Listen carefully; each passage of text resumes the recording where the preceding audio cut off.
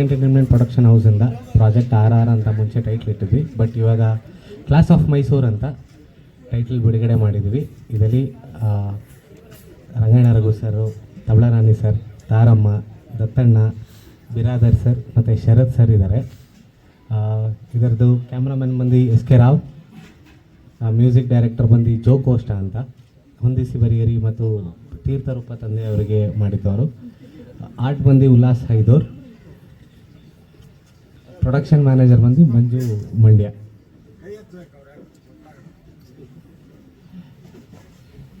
Okay, class of Mysuru ಅಂತಂದರೆ ನಿಮಗೆ ಇವಾಗ ಎಕ್ಸಾಂಪಲ್ ರಿಟೈರ್ಮೆಂಟ್ ಅಂತೇನೋ ನಿಮ್ಮ ತಲೆಯಲ್ಲಿ ಬರ್ಬೋದು, ಮೈಸೂರು ಅದು ಇದು ಅಂತ. ಸೊ ಅದರ ಬೇಸ್ ಮೇಲೆ ಒಂದು ಕತೆ ಅಷ್ಟೇ.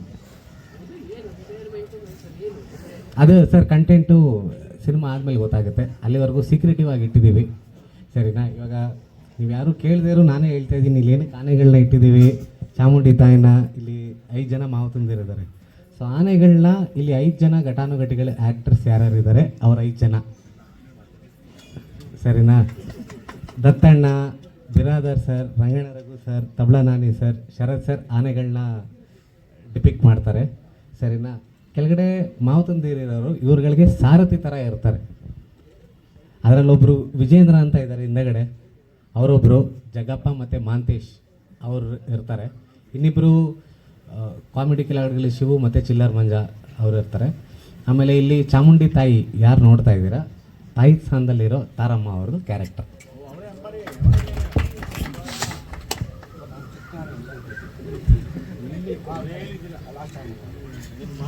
ಸೊ ಇದು ಸರ್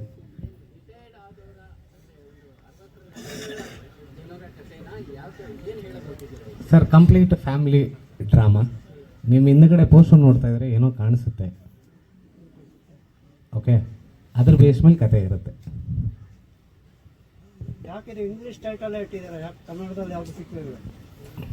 ಸರ್ ಇವಾಗ ಇನ್ನೊಂದು 15 ದಿವಸಕ್ಕೂ ಸಿನಿಮಾಗಳು ರಿಲೀಸ್ ಆಗ್ತಾ ಇದೆ. ಸರಿನಾ? ಎಲ್ಲ ಸಿನಿಮಾಗಳೂ ಇವಾಗ ಇಂಗ್ಲೀಷ್ ಟೈಟ್ಲಿಗೆ ಬರೋಕ್ಕೆ ಸ್ಟಾರ್ಟ್ ಆಗಿಬಿಟ್ಟಿದೆ. ಸೊ ಕ್ಲಾಸ್ ಆಫ್ ಮೈಸೂರು ಅಂತ ಬರುತ್ತೆ.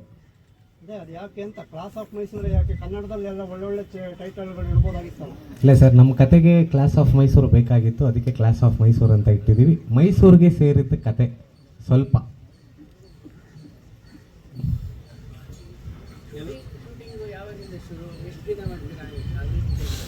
ಸರ್ ಫೆಬ್ರವರಿ 2 ಶೂಟ್ಗೆ ಹೋಗ್ತೀವಿ. 2 ಶೆಡ್ಯೂಲಲ್ಲಿ ಮುಗಿಸ್ತೀವಿ. 40 ಡೇಸ್ ಒಳಗಡೆ ಕಂಪ್ಲೀಟ್ ಆಗುತ್ತೆ. 2 ಮಂತ್ಸ್ ಪೋಸ್ಟ್ ಪ್ರೊಡಕ್ಷನ್. ಇಲ್ಲ ಸರ್, ಗೋವಾ, ಮಂಗಳೂರು, ಕೂರ್ಗ್, ಆಮೇಲೆ Bengaluru. Cinema hero class of Mysuru. Heroine ಬೇಕಾಗಿದ್ದಾರೆ, ಹೀರೋಯಿನ್ನ ಹುಡುಕ್ತಾ ಇದ್ದೀವಿ. ಹೀರೋಯಿನ್ ಬೇಕು.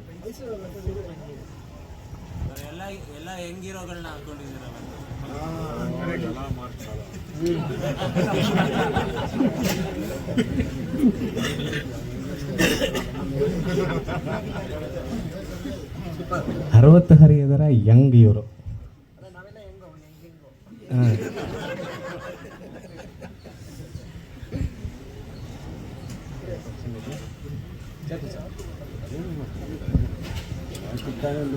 ಎಲ್ರಿಗೂ ನಮಸ್ಕಾರ.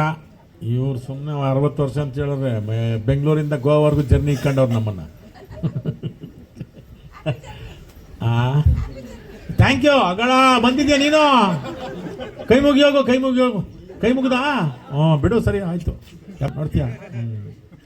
ಹಾಗೆ ಅವ್ರ ಥರ ಒಂದು ಅದೇ ನಾವು ಲಾಸ್ಟ್ ಟೈಮೆಲ್ಲೋ ಹೇಳಿದಾಗ ಕ್ಲಾಸ್ ಆಫ್ ಮೈಸೂರು ಅಂತಂದರೆ ಇಲ್ಲ ಮೈಸೂರಿನವ್ರೆ ಅಂತಲ್ಲ, ಎಲ್ಲನೂ. ಈಗ ಬಿರಾದಾರಣ್ಣ ಒಂದು ಕಡೆ ಇರ್ತಾರೆ, ನಾಣಿಯವ್ರು ಒಂದು ಕಡೆ ಇರ್ತಾರೆ, ಕೊಡಗಿಂದ ಒಬ್ರು ಇರ್ತಾರೆ ಶರತ್ ಅವರು, ಪಕ್ಕ ಬೆಂಗಳೂರು ದತ್ತಣ್ಣ, ಪಂಚಭೂತಗಳು ಅವರೊಬ್ಬರೇ ಗಾಳಿ, ನಾವಿನ್ನ ನೀರು ಬೆಂಕಿ ಭೂಮಿ ಆಕಾಶ ಒಬ್ಬೊಬ್ರು ಇದ್ದೀವಿ. ಇವ್ರಿಗೆಲ್ಲ ಒಂದು ರೀತಿ ಮಾಡಿ ತಂದು ನಾವು ಮುಂದೆ ನಿಂತ್ಕೊಳ್ಳೋದು ಜಡ್ಜ್ ಅವ್ರ ಮುಂದೆ, ತಾರಮ್ಮ ಅವ್ರ ಮುಂದೆ. ಈ ಥರದ್ದು ಒಂದು ಕತೆ ಬೇರೆ ಥರ ಮಾಡ್ಕೊಂಡಿದ್ದಾರೆ. ಒಂದು ವಯಸ್ಸಿನ ಅಂದರೆ ಈ ವಯಸ್ಸು ಅನ್ನೋದಕ್ಕಿಂತ ಹೆಚ್ಚಾಗಿ ಆ ಒಂದು ಅನುಭವವನ್ನು ಅದೊಂದು ರಿಯಾಕ್ಟ್ ಮಾಡೋದಾಗ್ಬೋದು, ಮತ್ತು ಅದನ್ನು ಅದರಲ್ಲಿ ಇರೋದಾಗ್ಬೋದು, ಅದನ್ನು ಅನುಭವಿಸಿರೋದಾಗ್ಬೋದು, ಇವೆಲ್ಲನೂ ಹೆಚ್ಚು ಚೆನ್ನಾಗಿ ಗೌತಮ್ ಮಾಡ್ಕೊಂಡಿದ್ದಾರೆ. ಗೌತಮ್ ನಿರ್ಮಾಪಕರು ಹೌದು, ಆಮೇಲಿಂದ ನಿರ್ದೇಶಕರು ಹೌದು. ಸುಮಾರು ವರ್ಷಗಳಿಂದ ಕನ್ನಡದಲ್ಲಿ ಕೆಲಸ ಮಾಡಿದ್ದಾರೆ.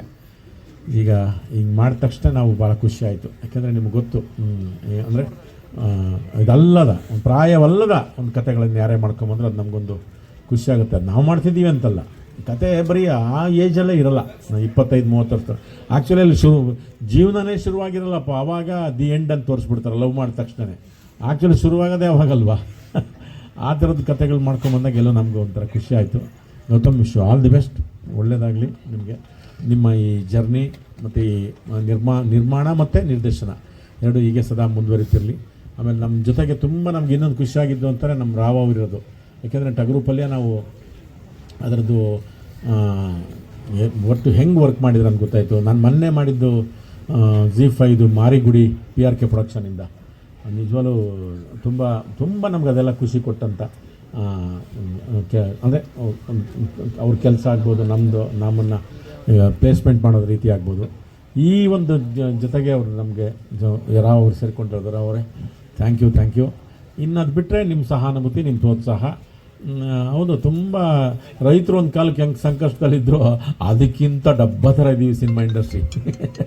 ಅವ್ರು ಬೆಳೆದು ಚರಂಡಿಗೆ ಆಗ್ತಿದ್ರು, ನಾವು ಅದಕ್ಕಿಂತ ಡಬ್ಬ ಥರದಲ್ಲಿದ್ದೀವಿ ಸಿನಿಮಾದವ್ರು. ಇವಾಗ ಎಲ್ಲ ಬರ್ತವೆ, ಯಾಕೆಂದರೆ ಒಂದು ಗೊತ್ತಿಲ್ಲ ಗ್ಲೋಬಲೈಸೇಷನ್ ಅಂತ ಏನಂತೀವಲ್ಲ. ಅವಾಗ ಫಸ್ಟು ದಿನಸಿ ಅಂಗಡಿಗೆ ಬಂತು, ಮಾಲ್ ಬಂದಾಗ ಯಾರಿಗೂ ಅನಿಸ್ಲಿಲ್ಲ. ದಿನಸಿ ಅಂಗಡಿಗೆ ಆಯಿತು, ಅದಕ್ಕಿಂತ ಮುಂಚೆ ಎಜುಕೇಷನಿಗೆ ಬಂತು, ಅವಾಗಲೂ ನಮಗೆ ಎಚ್ಚೆತ್ಕೊಳ್ಳಿಲ್ಲ. ಆಮೇಲೆ ದಿನಸಿ ಅಂಗಡಿಗೆ ಬಂತು, ಆಮೇಲೆ ಈ ಕಲ್ಚರ್ಗೆ ಬಂದಿದೆ, ನೆಕ್ಸ್ಟು ಪಾಲಿಟಿಕ್ಸ್ಗೆ ಬರುತ್ತೆ. ಪೊಲಿಟಿಕಲ್ಗೂ ಇದೇ ಪ್ರಾಬ್ಲಮ್ ಆಗುತ್ತೆ. ಎಲ್ಲೆಲ್ಲಿಂದ ನಾವು ಬಂದು ಕೂತ್ಕೋತಾರೆ, ಅವರೇ ಬೆಸ್ಟು ಅಂದ್ಕೊಂಡು ಆ ಥರದ ಸ್ಥಿತಿ ಬರುತ್ತೆ. ಯಾಕೆಂದರೆ ಅದು ನಾವು ಎಚ್ಚೆತ್ತೊಳ್ಕೊಂಡು ಏನೂ ಮಾಡೋಕ್ಕಾಗಲ್ಲ. ಈಗೆಲ್ಲ ನಿಮಗೆ ನಾವು ಯೂಟ್ಯೂಬ್ ನೋಡಿದಾರಲ್ಲ, 1 ನಿಮಿಷಕ್ಕೆಲ್ಲ ಏನೋ ಮಾಡಿಬಿಡ್ತಾರೆ. ಇನ್ನು 2.5 ಗಂಟೆ ಸಸ್ಟೈನ್ ಆಗೋದು ಗೊತ್ತಿಲ್ಲ. ಚೆನ್ನಾಗಿ ರೂಢಿ ಆಗ್ಬಿಟ್ಟಿದ್ದಾರೆ ಕರೋನಾ ಟೈಮಲ್ಲಿ 2 ವರ್ಷದಲ್ಲಿ. ಅವ್ರಿಗೆ ಒಂದೊಂದು ನಿಮಿಷಕ್ಕೂ ಏನೋ ಒಂದು ಚೇಂಜ್ ಬೇಕು ಅವ್ರಿಗೆ. ಆ ಥರದ್ದೊಂದು ಮನಸ್ಥಿತಿ ಎಲ್ಲ ಪ್ರೇಕ್ಷಕರಲ್ಲೂ ಅಂದರೆ ನೋಡುಗ ವರ್ಗ. ಈಗ ಮನೆಯಲ್ಲೂ ಕ್ಯಾಮ್ರಾಮನ್ ಇದ್ದಾರೆ, ಮನೆಯಲ್ಲೂ ಆರ್ಟಿಸ್ಟ್ ಇದ್ದಾರೆ. ಎಲ್ಲ ಅವರೇ ಆ್ಯಕ್ಟ್ ಮಾಡ್ತಾರೆ, ಅವರೇ ಇದು ಮಾಡ್ತಾರೆ, ಅವರೇ ನೋಡ್ಕೊತಿರ್ತಾರೆ, ಮತ್ತೇನೋ ಮಾಡ್ತಾರೆ. ಆ ಥರದ್ದೇನೋ ಒಂದು ಬಂದು ಹೋಗುತ್ತೆ. ಅದಕ್ಕೆ ತನ್ನದೇ ಆದಂಥ ಟೈಮ್ ಬೇಕು. ಮತ್ತು ನಿಮ್ಮೆಲ್ಲರ ಪ್ರೋತ್ಸಾಹ, ಸಹಾನುಭೂತಿ, ಆಶೀರ್ವಾದ ಎಲ್ಲರ ಮೇಲೂ ಇರಲಿ. ನಮಸ್ತೆ. ಜೈ ಬಂಡಿ ಮಕ್ಕಳಮ್ಮ. ತಾಯಿ ಮೂಗಾದರೆ ಇನ್ನೇನು ಮಾತಾಡೋಕ್ಕಾಗುತ್ತೆ ನಾನು, ಅದಕ್ಕೆ ಏನು ಎಲ್ರಿಗೂ ನಮಸ್ಕಾರ. ಕಥೆಯ ಹಿನ್ನೆಲೆ ಅದರ ತಿರುಳು ಎಲ್ಲ ಈಗಾಗಲೇ ನಿಮಗೆ ಗೊತ್ತಾಗಿದೆ. ನಮ್ಮದು ಇಲ್ಲಿ ಜೊತೆಲೊಂದು ನಮ್ಮದು ಮರಿಯಾನೆ ಪುಟ್ಟ ಪಾತ್ರ ಮೈಸೂರು ಹೆಸರಿಟ್ಟಿದ್ದಾರೆ, ತುಂಬ ಖುಷಿ ಆಗುತ್ತೆ. ಇನ್ನು ಮಿಕ್ಕಿದೆಲ್ಲ ವಿಷಯ ಗೊತ್ತಿದೆ. ಎಲ್ಲ ಪಾತ್ರಧಾರಿಗಳು ನಾವು ವಯಸ್ಸಾದ ಮೇಲೆ ಯಾರು ಸುಖವಾಗಿರ್ತಾರೆ ಅವರು ಪುಣ್ಯವಂತರಂತೆ ಎಲ್ಲ ಕೇಳಿದ್ದೀವಿ ನಾವು. ಇದನ್ನು ವಯಸ್ಸಿದ್ದಾಗೆಲ್ಲ ನಾವೇ ಮಾಡ್ಕೊಂಡ್ಬಿಡ್ತೀವಲ್ಲ, ನೀರು ತೊಗೊಳ್ಳೋದು, ಹೋಗೋದು, ಬರೋದು ಎಲ್ಲ. ಆದಮೇಲೆ ಇದೆಯಲ್ಲ, ಅದು ಹೆಂಗಿರುತ್ತೆ ಅದನ್ನು ಗೌತಮ್ ಸರ್ ಕನಸ್ಕೊಂಡಿದ್ದಾರೆ. ಸರಿ, ರಾವ್ ಸರ್ ಸೇರ್ಪಡೆ, ನಾವು ಸೇರ್ಪಡೆ ಅವರಿಗೆ ಫಸ್ಟ್ ಟೈಮ್ ಅವ್ರ ಜೊತೆಲಿ ವರ್ಕ್ ಮಾಡ್ತಾಯಿದ್ದೀವಿ.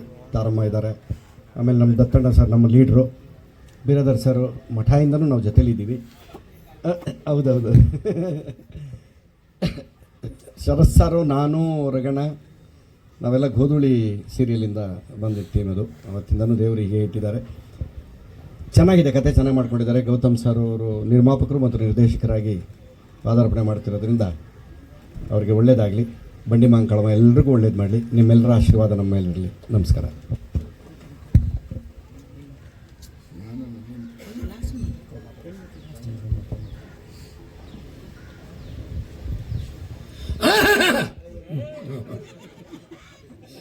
ಎಲ್ರಿಗೂ ನಮಸ್ಕಾರ.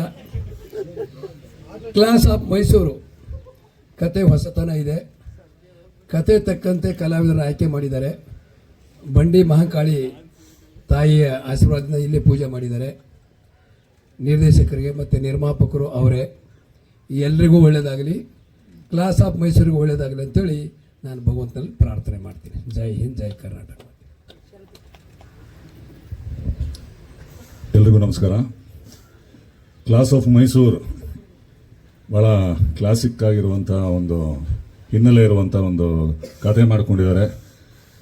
ಆಮೇಲೆ ಕ್ಲಾಸ್ ಆ್ಯಕ್ಟರ್ಸ್ಗಳ ಒಂದು ಸಮಾಗಮ. ನಮ್ಮ ಬಗ್ಗೆ ನಾವೇ ಹೇಳ್ಕೋಬಾರ್ದು, ಬಟ್ ನನಗೆ ಖುಷಿ ಏನಪ್ಪ ಅಂತಂದರೆ ನಾವೆಲ್ಲ ಸೇರಿ ಬಹಳ ದಿವಸ ಆಗಿತ್ತು. ತಾರಮ್ಮ ಅವರು, ರಘುಜಿ, ನಾಣಿ ಸರ್, ಬಿರಾದರ್ ಸರ್, ದತ್ತಣ್ಣ ಅವರು. ಸೊ ಎಲ್ಲದಕ್ಕಿಂತ ಹೆಚ್ಚಾಗಿ ನಾವೆಲ್ಲರೂ ಮತ್ತೆ ಸೇರಿ ಒಂದು ಸಿನಿಮಾಗೆ ಕೆಲಸ ಮಾಡ್ತೀವಿ ಅನ್ನೋದು ಭಾಳ ಖುಷಿ ಕೊಡ್ತಾ ಇರುವಂಥ ಒಂದು ವಿಚಾರ. ಭಾಳ ಒಳ್ಳೆ ಪಾತ್ರವನ್ನು ನಮ್ಮ ಗೌತಮ್ ಬಸವರಾಜ್ ಅವರು ಕೊಟ್ಟಿದ್ದಾರೆ. ನಾನಂತೂ ಇದುವರೆಗೂ ಆ ಪಾತ್ರ ಮಾಡಿಲ್ಲ, ಅಷ್ಟರ ಮಟ್ಟಿಗಂತೂ ನಿಮ್ಮ ಮುಂದೆ ಹೇಳ್ಕೊಳ್ಳೋಕ್ಕೆ ನನಗೆ ಖುಷಿ ಆಗುತ್ತೆ. ಸೊ ಎಲ್ರಿಗೂ ಒಳ್ಳೆಯದಾಗಲಿ.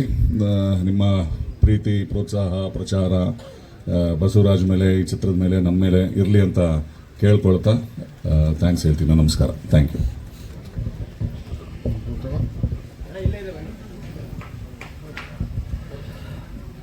ಮಹಾಬಡ್ಡಿ ಕಾಳಿ ತಾಯಿಯ ಪಾದಾರವಿಂದಗಳಿಗೆ ಶೀರ್ಷಾಷ್ಟಾಂಗ ಮಾಡ್ತಾ ನಮ್ಮ ಇಡೀ ಟೀಮ್, ಗೌತಮ್ ಈ ಚಿತ್ರದ ನಿರ್ಮಾಪಕರು ಮತ್ತು ನಿರ್ದೇಶಕರು ತುಂಬ ತುಂಬ ಚೆನ್ನಾಗಿ ಕಥೆ ಮಾಡಿಕೊಂಡಿದ್ದಾರೆ.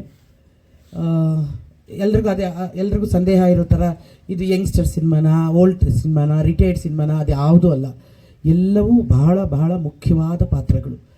ಒಂದೊಂದು ಪಾತ್ರಕ್ಕೂ ಅದರ ಹಿಂದಿನ ಕಥೆ ಇದೆ, ಒಂದೊಂದು ಪಾತ್ರಕ್ಕೂ ಅದರದೇ ಆದಂಥ ಗಾತ್ರ ಇದೆ, ಒಂದೊಂದು ಪಾತ್ರಕ್ಕೂ ಅದೇ ಅಂತ ಡೈಮೆನ್ಷನ್ ಮಾಡಿದ್ದಾರೆ. ಗೌತಮ್ಗೆ ಈ ಥರದ ಒಂದು ಸಬ್ಜೆಕ್ಟ್ ಹೆಂಗೆ ಅವ್ರಿಗೆ ಬಂತು ತಲೆಗೆ ಅನ್ನೋದೇ ನಮಗೆ ಬಹಳ ಆಶ್ಚರ್ಯ. ಒಂದು ಸತಿ ಕಥೆ ಹೇಳಿದಾಗ ಇದನ್ನು ಹೆಂಗೆ ನೆನೆಸ್ಕೊಂಡ್ರಿ, ಇದನ್ನು ಹೆಂಗೆ ಇದು ಮಾಡಿದ್ರಿ ಅಂತ ಹೇಳಿ. ಯಾಕಂದರೆ ಒಬ್ಬ ನಿರ್ದೇಶಕ ಮತ್ತು ನಿರ್ಮಾಪಕನಾಗೂ ನಿರ್ದೇಶಕನಾಗೂ ಯಾರಾದ್ರು ಒಂದು ಸಿನಿಮಾ ಮಾಡಬೇಕು ಅಂತಂದರೆ ನಮ್ಮದೊಂದು ಫಾರ್ಮುಲಾ ಥರದ ಒಂದು ಇರುತ್ತವೆ. ಒಂದಷ್ಟು ಲವ್ ಸಾಂಗು, ಅದೊಂದು ಏನೋ ಒಂದು ರೊಮ್ಯಾಂಟಿಕ್ ಸಾಂಗು, ಇನ್ನೇನೋ ಸಾಂಗು, ಇನ್ನೇನು ಅದು ಇದು ಫೈಟು, ಇಂಥವೆಲ್ಲ ಇರೋದ್ರ ಜೊತೆಗೆ ಈ ಥರದ ಒಂದು ವಿಶಿಷ್ಟವಾದ ಸಬ್ಜೆಕ್ಟ್ನ ಆರಿಸೋದಿದೆಯಲ್ಲ, ಅದು ದೊಡ್ಡ ಚಾಲೆಂಜ್ ಯಾವುದೇ ಒಬ್ಬ ನಿರ್ದೇಶಕನಿಗೆ. ಅದರಲ್ಲೂ ಇಂತಹ ಮಹಾನ್ ಕಲಾವಿದರನ್ನು ಕೂರಿಸೋದಿದೆಯಲ್ಲ, ಅದೊಂದು ಇನ್ನೊಂದು ಚಾಲೆಂಜ್.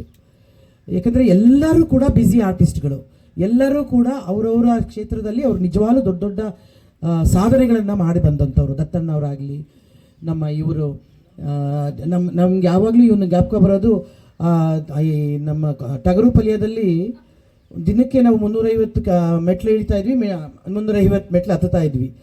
ನನಗೆ ಗೊತ್ತಿರಲಿಲ್ಲ, ಪರ್ಮಿಷನ್ ಕೊಡಿಸಿದ್ದು ನಾನೇ ಆಗಿಬಿಟ್ಟಿದ್ನಲ್ಲ ಅವಾಗ.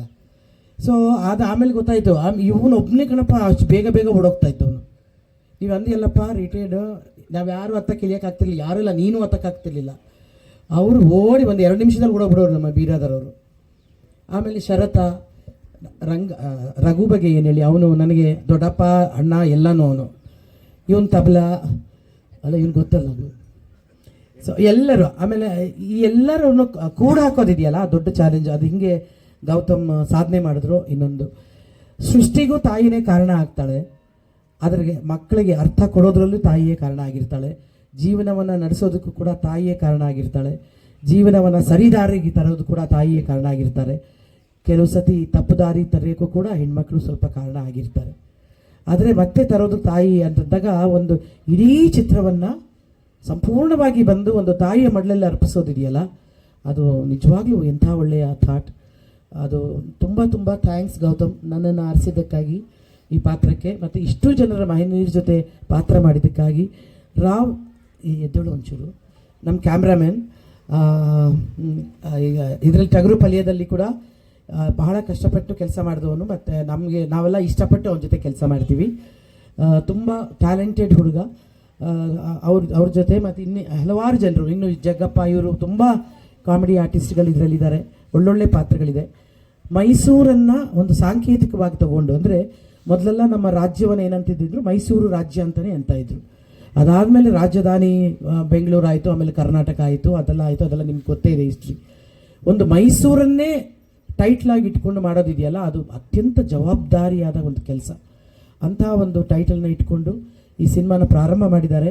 ಆಗಲೇ ರಘು ಬಹಳ ಚೆನ್ನಾಗಿ ಹೇಳ್ದ, ಈಗಿನ ಸಿನಿಮಾಗಳ ಪರಿಸ್ಥಿತಿ ಏನು ಅಂತಂತಂದರೆ, ಎಷ್ಟು ಕಷ್ಟಪಟ್ಟು ನಿರ್ಮಾಪಕರು ದುಡ್ಡು ತಂದು ನಮಗೆಲ್ಲ ಕಲಾವಿದರನ್ನು, ತಂತ್ರಜ್ಞರನ್ನು ಸಾಕಿ ಸಲಹಿ ಅದನ್ನು ರಿಲೀಸ್ ಮಾಡಿ ಥಿಯೇಟ್ರಲ್ಲಿ ತಂದು ಹೆಂಗಾಗೋಗಿದೆ ಅಂದರೆ ಜನರನ್ನೂ ತರಬೇಕಾಗೋ ಪರಿಸ್ಥಿತಿ ಬಂದ್ಬಿಟ್ಟಿದೆ. ಇಷ್ಟೇ ಒಳ್ಳೆ ಸಿನಿಮಾಗಳಾದರೂ ಭವಿಷ್ಯ ಇಲ್ವೇನೋ ಅನ್ನೋ ಥರ ಆಗೋಗಿದೆ. ಈ ಪರಿಸ್ಥಿತಿ ಎಲ್ಲಿಂದ ಮೂಲ ಸ್ಟಾರ್ಟ್ ಆಯಿತು ಅಲ್ಲಿ ಎಚ್ಚರಗೊಳ್ಳಿಲ್ಲ ನಾವು. ಈಗ ಸಾಂಸ್ಕೃತಿಕ ಲೋಕದಲ್ಲಿ ಬಂದಿದೆ. ಅದು ಸಾಂಸ್ಕೃತಿಕ ಲೋಕದಲ್ಲಿ ಸಿನಿಮಾವೂ ಒಂದು ಭಾಗ, ಅದರಲ್ಲೂ ಮುಖ್ಯ ಭಾಗ. ಸಿನಿಮಾದಲ್ಲಿ ಒಂದೇ ಕ್ಷೇತ್ರದಲ್ಲಿ ನಮಗೆ ಹಾಡು, ಕಲೆ, ಸಂಗೀತ, ನೃತ್ಯ ಎಲ್ಲವನ್ನು ಸಮಗ್ರವಾದ ಕಲೆ ಯಾವುದಾದ್ರೂ ಒಂದಿದ್ದರೆ ಅಥವಾ ವಿದ್ಯೆಯೂ ಬಲ್ಲದವನು ಅರ್ಥ ಮಾಡಿಕೊಳ್ಳುವಂಥ ಒಂದು ಕಲೆ ಏನಾದರೂ ಇದ್ದರೆ ಅದು ಸಿನಿಮಾ. ಆ ಸಿನಿಮಾ ಸಂಸ್ಕೃತಿಯನ್ನು ಎಲ್ಲಾದರೂ ಒಂದು ಪ್ರದೇಶವನ್ನು ಹಾಳು ಮಾಡಬೇಕು ಅಂದರೆ ಅಲ್ಲಿನ ಸಂಸ್ಕೃತಿಯನ್ನು ಹಾಳು ಮಾಡಿ ಅಂತಾರೆ. ಆ ಮಟ್ಟಕ್ಕೆ ನಾವು ಬಂದು ತಲುಪಿದ್ದೀವಿ. ಇದು ಬಹಳ ಎಚ್ಚರಿಕೆಯ ಗಂಟೆ. ಇಡೀ ದೇಶಕ್ಕಲ್ಲ, ನಮ್ಮ ರಾಜ್ಯಕ್ಕಲ್ಲ, ನಮ್ಮ ಪ್ರದೇಶಕ್ಕಲ್ಲ, ಎಲ್ಲದೂ ಭಾಷೆಯಿಂದ ಹಿಡಿದು ನಾವು ಈಗ ಎಚ್ಚರಗೊಳ್ಳದೇ ಇದ್ದರೆ ನಾವು ಎಲ್ಲಿಗೆ ಹೋಗ್ತೀವಿ ಅಂತ ನಮಗೆಲ್ಲರಿಗೂ ಅದೊಂದು ಅರಿವು ಇರಬೇಕು. ಆ ಅರಿವನ್ನು ಜಾಗೃತಿ ಮೂಡಿಸೋದು ನಿಮ್ಮ ಜವಾಬ್ದಾರಿ. ನೀವುಗಳು ಜನರ ಮುಂದೆ ಇಡುವಂಥ ಜವಾಬ್ದಾರಿ ನಿಮ್ಮದು. ಆ ಜವಾಬ್ದಾರಿನ ನೀವು ಖಂಡಿತವಾಗ್ಲೂ ನಡೆಸ್ತೀರಿ. ಎಲ್ಲರೂ, ನಾನು ಸಿನಿಮಾಗೆ ಮಾತ್ರ ಸಪೋರ್ಟ್ ಅಂತಲ್ಲ, ಇಡೀ ನಮ್ಮ ಭಾಷೆ, ಕಲೆ, ಸಂಸ್ಕೃತಿ ಎಲ್ಲದಕ್ಕೂ ಸೇರಿ ಒಂದು ಸಪೋರ್ಟ್ ಇದ್ದರೆ, ನಮ್ಮ ಜೊತೆ ಒಂದು ಬಲ ಇದ್ದರೆ ಅದು ನಿಜವಾಗ್ಲೂ ಎಲ್ಲದರಲ್ಲೂ ಗೆಲ್ತೇವೆ ನಾವು. ಭಾರತವನ್ನು ಅಲ್ಲಾಡಿಸೋದಕ್ಕೆ ಯಾರಿಂದಲೂ ಸಾಧ್ಯ ಇಲ್ಲ ಅಂತ ಗೊತ್ತಿದ್ರೂ ಕೂಡ ಈ ರೀತಿ ಚಿಕ್ಕ ಚಿಕ್ಕ ಚಿಕ್ಕ ಚಿಕ್ಕ ಚಿಕ್ಕ ನಾಶ ಮಾಡ್ತಾ ಹೋದರೆ ನಾಳೆ ದೊಡ್ಡ ದೊಡ್ಡ ದೊಡ್ಡ ವಿನಾಶಕ್ಕೆ ನಾವು ಕಾರಣ ಆಗ್ತೀವಿ. ನಮ್ಮೆಲ್ಲರೂ ಸೇರಿ ಆ ಮಾತನ್ನು ಬಹಳ ಚೆನ್ನಾಗಿ ರಘು ಹೇಳ್ದ. ಈ ಜವಾಬ್ದಾರಿಯುತವಾಗಿ ನಾವು ತಗೊಳ್ಳೋಣ. ಮತ್ತೊಮ್ಮೆ ಮಗದೊಮ್ಮೆ ಈ ಸಂಸ್ಥೆಗೆ ಈ ಚಿತ್ರ ತುಂಬ ದೊಡ್ಡ ಯಶಸ್ಸು ಕಾಣಲಿ. ಈ ಚಿತ್ರ ಒಂದು ಮಾರ್ಕ್ ಕೊಡುವಂಥ ಸಿನಿಮಾ ಆಗಲಿ. ಈ ಚಿತ್ರದಿಂದ ಒಬ್ಬ ಜ್ಞಾನೋದಯ ಆಗುವಂಥ ಚಿತ್ರ ಆಗಲಿ. ಈ ಚಿತ್ರದಿಂದ ಎಲ್ಲರೂ ನಮ್ಮವರು, ಎಲ್ಲರೂ ನಮ್ಮವರು ಅನ್ನೋ ಭಾವನೆ ಹುಟ್ಟಲಿ ಅಂತ ನಾನು ಕೇಳ್ಕೊಳ್ತೀನಿ. ನಮಸ್ಕಾರ.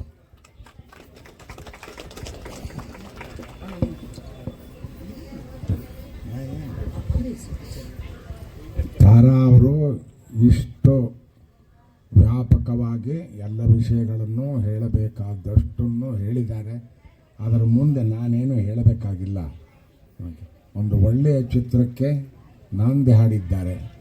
ಅದು ಸುಸೂತ್ರವಾಗಿ ನಡೀಲಿ, ಚೆನ್ನಾಗಿ ಮುಂದುವರಿಯಲಿ, ಜನ ಅದನ್ನು ನೋಡಿ ಸಂತೋಷ ಪಡಲಿ ಅಂತ ಹಾರೈಸ್ತೀನಿ.